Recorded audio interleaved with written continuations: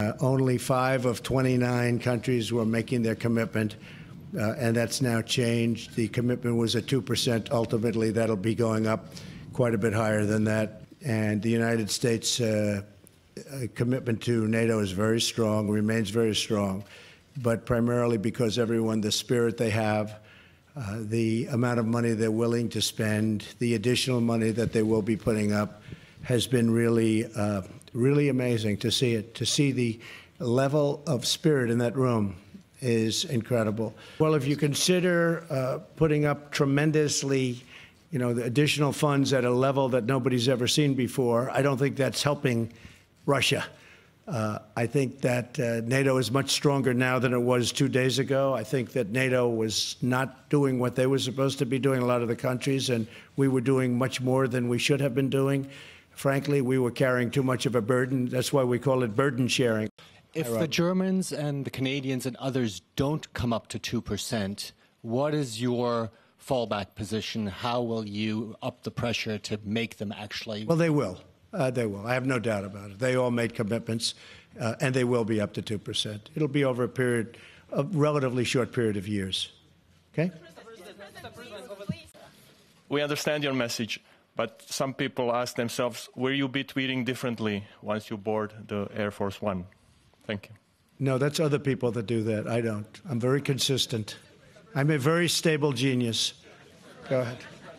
Yeah, go ahead. Germany is increased very substantially their time period, and Germany's coming along, and we still have to figure out what's going on with the pipeline, because the pipeline is coming in from Russia, so we're going to have to figure that out. I brought it up. Nobody brought it up but me, and we all are talking about it now.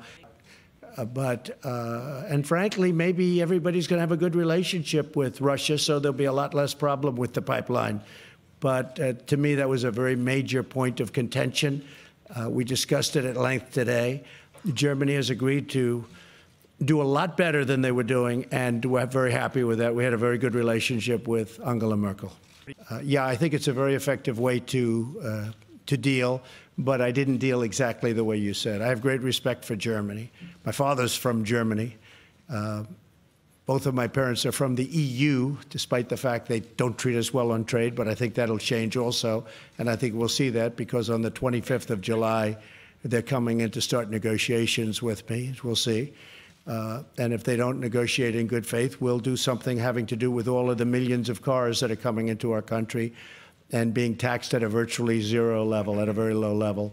But, Jeremy, I think it's been a very effective way of negotiating, but I'm not negotiating. I just want fairness for the United States. What would be the best deal with Putin when you come to Helsinki? And don't you think that your harsh diplomacy, that you are playing in the same goal, to the same goal that Putin with your harsh diplomacy towards EU and NATO? Well, I can't tell you what would be the ultimate. What would be the ultimate? Well, let's see. No more nuclear weapons anywhere in the world would be the ultimate, okay? No more wars, no more problems, no more conflict. Let's find a cure to every disease known to mankind or womankind. That would be my ultimate, okay? And we'll start from there. I'm going to a few hotspots. We have NATO, then we have the UK, and then we have Putin.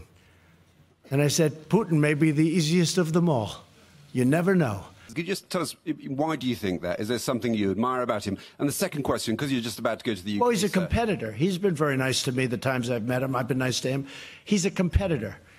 Somebody was saying, is he an enemy? He's not my enemy. Is he a friend? No, I don't know him well enough. But the couple of times that I've gotten to meet him, we got along very well. You saw that. I hope we get along well. I think we get along well. But ultimately, he's a competitor. He's representing Russia. I'm representing the United States. So, in a sense, we're competitors. Not a question of friend or enemy. He's not my enemy. And hopefully someday maybe he'll be a friend. It could happen. But I just don't know him very well. I've met him a couple of times. And when I did meet him, most of you people were there. Yes. And Brexit, sorry, sir, because you are going to the UK. What will be your message on Brexit? Well, Brexit is, I've been reading a lot about Brexit over the last couple of days, and it seems to be turning a little bit differently, where they're getting at least partially involved back with the European Union. I have no message. It's not for me to say. I own a lot of property there. I'm going to Scotland while I wait for the meeting. I have Turnberry in Scotland, which is a magical place, one of my favorite places. I'm going there for 2 days while I wait for the Monday meeting. But it's not for me to say what they should be doing in the UK. I have great friendships. My mother was born in Scotland. I have great friendships over there. We have a wonderful ambassador, Woody Johnson.